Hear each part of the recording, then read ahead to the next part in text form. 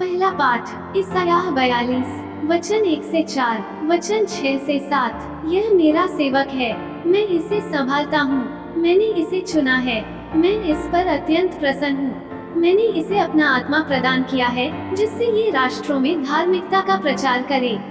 यह न तो चिल्लाएगा और न शोर मचाएगा, बाजारों में कोई भी इसकी आवाज नहीं सुनेगा।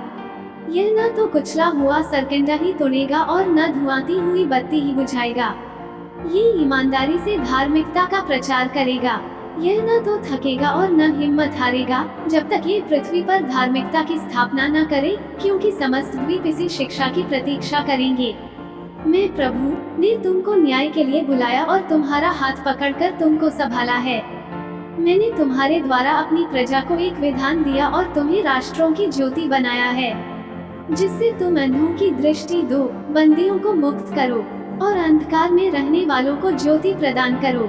सुसमाचार मार्कुस 1 वचन 7 से 11। वो अपने उपदेश में कहा करता था, जो मेरे बाद आने वाले हैं वो मुझसे अधिक शक्तिशाली हैं। मैं तो झुककर उनके जूते का फीता खोलने योग्य भी नहीं हूँ।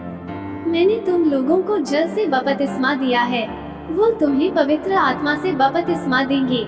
उन दिनों ईसा गलीलिया के नाजरेत से आए, उन्होंने यरदन नदी में यूहन्ना से बपतिस्मा ग्रहण किया।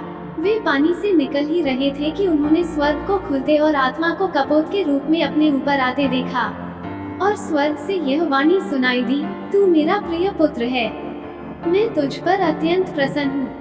मनन चिंतन। प्रभु के बपतिस्मा का पर्व मानवता के दायरे में प्रभु यीशु के परिचय का जश्न मनाता है। यूहन्ना बपतिस्ता निर्जन प्रदेश में एक साहसी आवाज ने पश्चाताप का एक शक्तिशाली संदेश सुनाया। उन्होंने किसी महान व्यक्ति के बारे में बात की, कोई इतना शक्तिशाली कि यूहन्ना बपतिस्ता खुद को नीचे झुककर उसके जूते के फीते खोलने के लिए भी अयोग्य समझा। वही यीशु हैं, लंबे समय से प्रतीक्षित मसीहा। यूहन्ना बपतिस्ता पानी से बपतिस्मा देता था, जो पश्चाताप के लिए शुद्धिकरण का एक प्रतीकात्मक कार्य था। लेकिन उन्होंने घोषणा की कि यीशु पवित्र आत्मा का बपतिस्मा देंगे। यीशु पापरहित और परिपूर्ण ने विनम्रता पूर्वक यरदन नदी में यूहन्ना द्वारा बपतिस्मा लेने का फैसला किया, जो कि हमारी मुक्ति की आवश्यकता को दर्शाता है। जैसे ही यीशु पानी से बाहर निकले, एक उल्लेखनीय घटना सामने आई। स्वर्ग खुल गया और पवित्र आत्मा कबूतर के रूप में उस पर उतरा। ये शब्द यीशु के प्रति ईश्वर के प्रेम की गहराई को प्रकट करते हैं। वो सिर्फ नाजरेत का एक बड़ाई नहीं है, वह ईश्वर का प्रिय पुत्र है। वही प्रेम जो यीशु पर छाया हुआ है, हमारे बपतिस्मा के माध्यम से हमें प्रदान किया जाता है। हमारे बपतिस्मा में हमें ईश्वर के परिवार में आमंत्रित किया जाता है।